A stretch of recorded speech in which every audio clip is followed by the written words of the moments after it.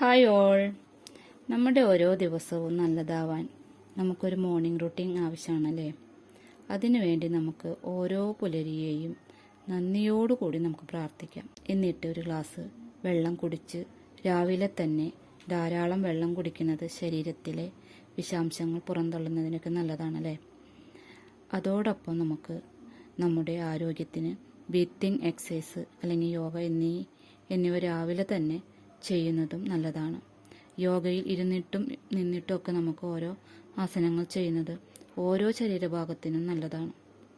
അത് കഴിഞ്ഞ് ഫുഡിങ്ങിൻ്റെ പരിപാടിയിലേക്ക് കടക്കാം.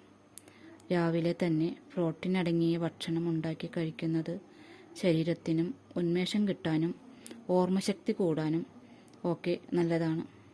അതിനുശേഷം പുറത്തേക്കിറങ്ങി ചെടികളെയും പരിപാലിച്ചും സംസാരിച്ചും നമുക്ക് ചിലവഴിക്കാം.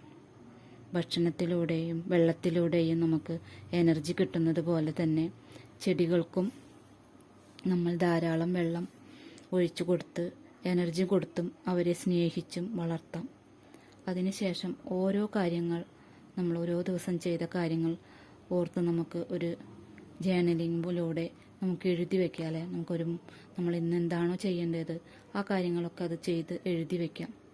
ഓരോ ദിവസവും നല്ലതുപോലെ കൊണ്ടുപോകാൻ ഇതൊക്കെയാണ് എൻ്റെ ഓരോ ദിവസത്തിലും മുന്നോട്ട് പോകുന്നത്. നിങ്ങൾക്കും നിങ്ങളുടെ വീട്ടിൽ ഇങ്ങനെയാണോ കൊണ്ടുപോകുന്നത് അല്ലെങ്കിൽ ചിലവഴിക്കുന്നത്? കമൻറ്റിലൂടെ അറിയിക്കണേ. Thank you all.